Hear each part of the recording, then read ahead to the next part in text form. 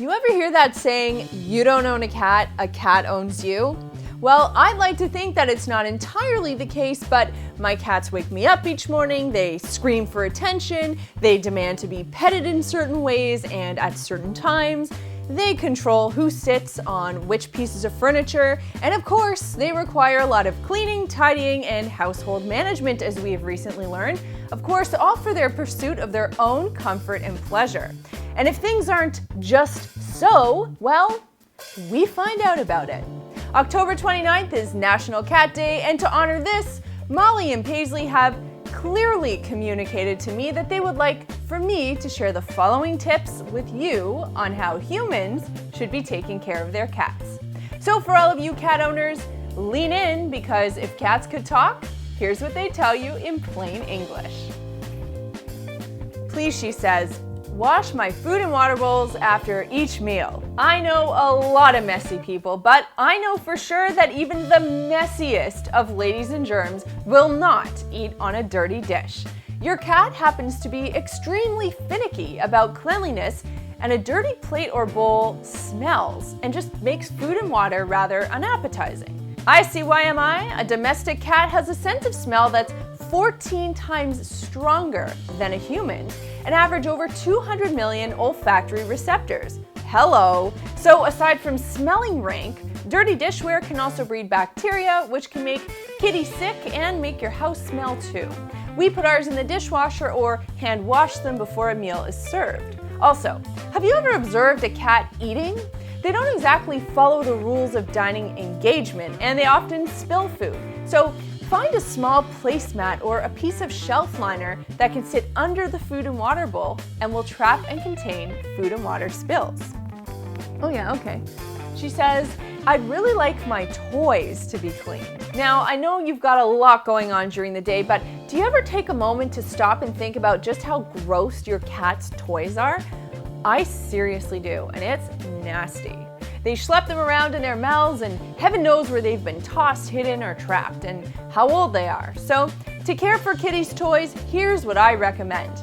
For rubber or plastic toys, soak in a bucket filled with equal parts hot water and vinegar, leave this for 20 minutes, and then rinse and dry each toy. Now, if they're a little grimy, you can even stick a cloth in the bucket and scrub them a little bit while they're immersed. For plush toys, place them in the washing machine and use a scent-free detergent. I'd recommend placing them in a delicates bag and using an extremely gentle cycle, because I haven't seen many durable plush cat toys, so just be prepared for what might come. Now, if the toy is stuffed with catnip, you do need to change these out every few months, since each time that toy gets wet, it'll add moisture to the catnip, which leads to mold or mildew. Cat trees can be sprinkled with baking soda, vacuumed, and wiped with a damp cloth. If the carpeting needs some real TLC, you can add a small squirt of dish soap to a bucket of warm water and then use a scrub brush to clean those carpeted areas, pat them dry with a clean cloth, and of course continue to do this until all of the suds come out. My bathroom should be fit for a queen. Oh, don't we know? No one fancies a dirty bathroom. When it comes to litter, consider the litter holy trinity. It should be good for cats, people, and the environment. Now, what we used to use crystals, but because it wasn't really meeting the mark of that holy trinity, we recently made the switch to Sweet Scoop, which I've talked about before. Basically, it's better for the environment because it's 100% biodegradable, clay-free, and chemical-free. It's better for the kitties because it is clay-free, and you can research the perils of clay litter. And I also see them pawing through it more than they did with the crystals. We like it more because it's easy to scoop and it helps manage odors well. It's actually kind of cool if you can say that about litter.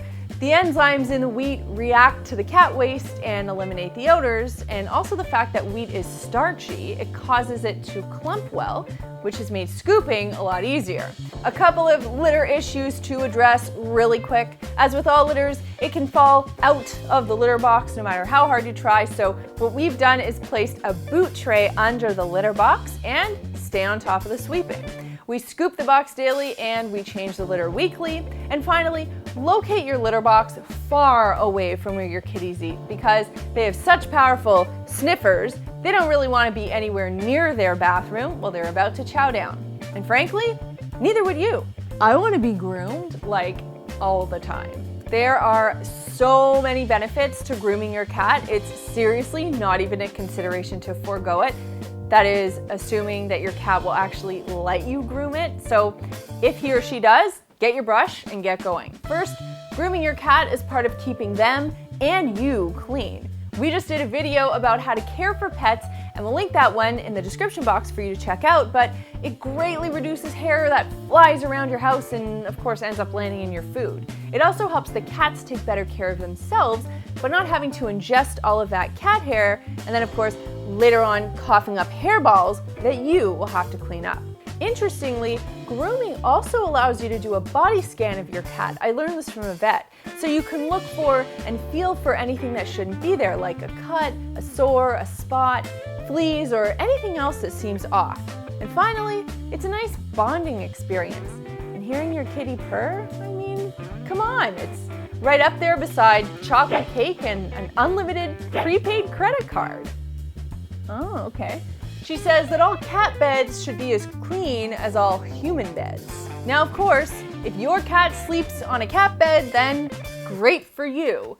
My cats seem to think that my bed is actually theirs, which can make for some pretty awkward sleep positions. However, if you do have a cat bed or blanket, it does need to be cleaned regularly to help reduce hair and eliminate odors. So this is quite simple to do and it's different for every fabric, so my recommendation is to check the fabric care label and wash according to instructions. Generally, I recommend using a scent-free and a dye-free detergent and to wash on a gentle cycle. So for me, Molly, who's clearly busy cleaning herself, Paisley, who knows where she is, and Chad, who's behind the camera, we want to wish you a very happy National Cat Day. Take good care of your kitties, and they'll be sure to control you for years to come. Do you have a cat? If so, tell me about him or her, and share his name and breed and quirks in the comment box below.